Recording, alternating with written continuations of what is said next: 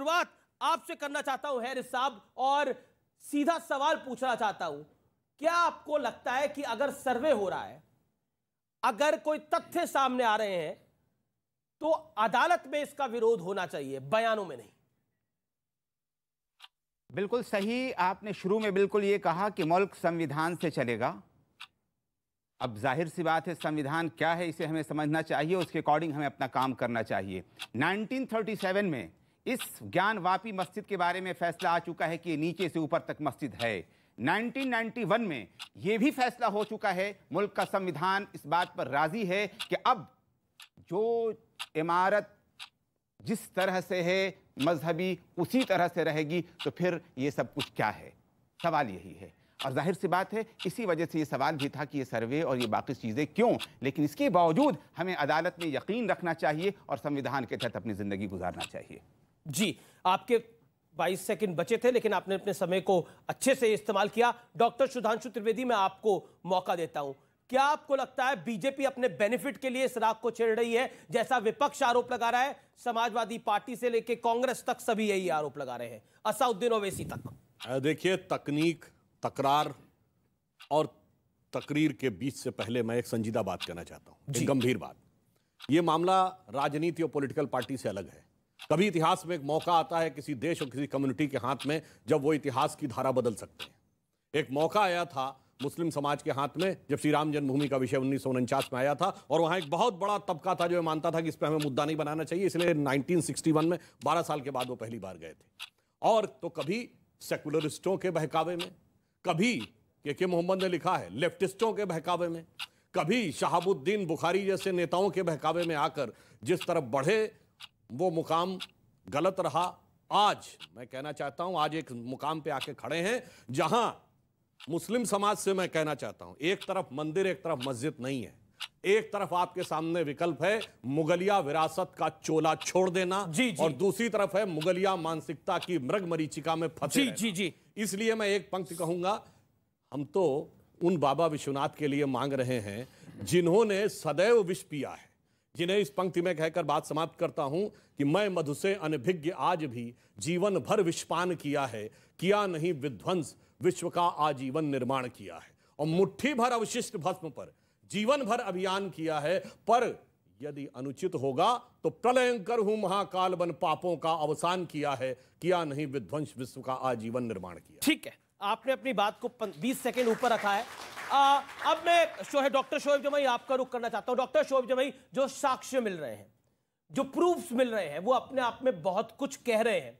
वहां पर शिवलिंग जैसा हिंदू पक्ष दावा कर रहा है वहां पर है, वहां पर जो आकृतियां दिख रही हैं, क्या किसी मस्जिद के अंदर कमल का फूल स्वास्तिक का चिन्ह होता है? आप मुझे बताइए।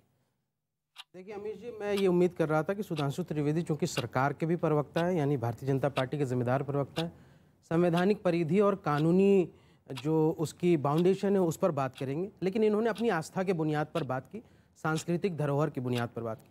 हम लोग, क्योंकि डॉक्टर साहब ने भी बात की, मैं भी, हम लोग संवैधानिक प्रक्रिया और न्यायिक प्रक्रिया के तहत बात कर रहे हैं। हमने ये कहा कि जो अंजुमन इंतज़ामिया कमेटी का जो पक्ष है, ठीक है ना, वो पक्ष बहुत ही मजबूत है और बहुत ही सही है। और माननीय सुप्रीम कोर्ट ने जब ये कहा कि वहाँ नमाज पढ़ सकते हैं मस्जिद में और नमाजी पढ़ते रहें, तो वो एक बात को रोशनी दिखता है कि कहीं ना कहीं सुप्रीम कोर्ट इस बात को समझ रहा है कि जो मस्जिद है उसकी रिलीजियस कैरेक्टर को आप चेंज नहीं कर सकते। दूसरी बात, डॉक्टर साहब ने कहा कि मौका आया था। मौका किस बात को आप कहेंगे? आपने जो पेंडोरा बॉक्स खोल के रखा है, आज नीमच के सामने, नीमच में जो है मस्जिद के अंदर जो है वहाँ पे मूर्ति लगाने की कोशिश की, कहीं मज़ार तोड़ करके आप वहाँ कोई स्ट्रक्चर बना रहे हैं। हैदराबाद में वहाँ पे जो एक मॉन्यूमेंट्स है उसमें कभी 20 साल 25 साल पहले कोई मंदिर नहीं थे, अब वहाँ पे नीचे सवाल ये कि जो पेंडोरा बॉक्स आपने खोल दिया है हर रोज, कभी जामा मस्जिद, अभी लाल किला, फिर कुतुब मीनार, फिर ताजमहल, ये कभी एंडलेस, ये खत्म नहीं हो रहा है। इसलिए इसका हल अदालतों में होना चाहिए। आपके हैसबार से हमारे पास कुछ मौका नहीं, मौका आपके पास है। अब 25 सेकंड ऊपर हो गए, ठीक है, 25 सेकंड ऊपर हो गए, आप दोनों ने कवर अप किया है। ओके, मैं आपका रुख करना चाहता हूं महंत साहब। महंत नवल किशोर दास जी, मुस्लिम पक्ष कह रहा है कि अब कहां तक जाइएगा, कुतुब मीनार और लाल किला भी खुदवाइएगा? देखिए बंधु, हमारे काशी विश्वनाथ जो हमारा आस्था का विषय है और प्रथम शिवलिंग है, स्वयं प्रकट है, किसी ने स्थापित नहीं किए। उसे मोहम्मद गौरी ने तोड़ा, मोहम्मद शाह ने तोड़ा, उसके जो औरंगजेब के पिता थे उसने 64 मंदिर तोड़वा दिए, औरंगजेब ने तोड़वा दिया। इतने तोड़वाते तो आए हो, अब बड़ी मुश्किल से अवसर आया है कि भगवान शिव का अभिषेक करने का मौका हमें मिला है। मैं आपसे विनम्रता से निवेदन करना चाहता हूं, कोई व्यक्ति जाएगा, कोई व्यक्ति देखेगा कि वहां की दीवार को देख के कहेगा ये मंदिर है, मथुरा में कोई जाएगा कहेगा देखेगा मंदिर है। हमने क्या असंवैधानिक काम किया है? चाहे राम जन्मभूमि अयोध्या हो, संविधान का अक्षर से हमने बात मानी। काशी में है हम कोर्ट गए हैं, मथुरा है हम कोर्ट गए। क्या इस देश के हिंदू को कानूनी आधार पर अपनी आस्था व्यक्त करना, कोर्ट में जाने का अधिकार आप छीन लेंगे क्या? क्या हिंदू होना अपराध हो गया है?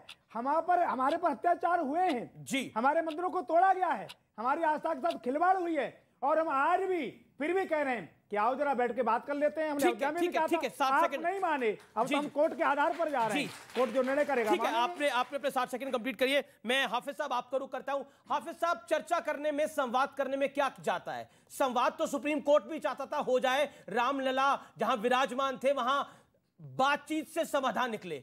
अब हिंदू पक्ष कह रहा है वहां कोई और नहीं, वो हिंदुओं का सबसे बड़ा ज्योतिर्लिंग है, महादेव विराजमान है। तो अगर महादेव विराजमान है, हिंदू पक्ष को दिख रहा है वहां पर, और ऐतिहासिक पुराणों में स्कंद पुराण का काशी खंड भी कहता है कि जहां नंदी है उसकी सीधा सीध में शिवलिंग है, आप इस तथ्य को झुटला कैसे पाएंगे? 60 सेकंड आपके।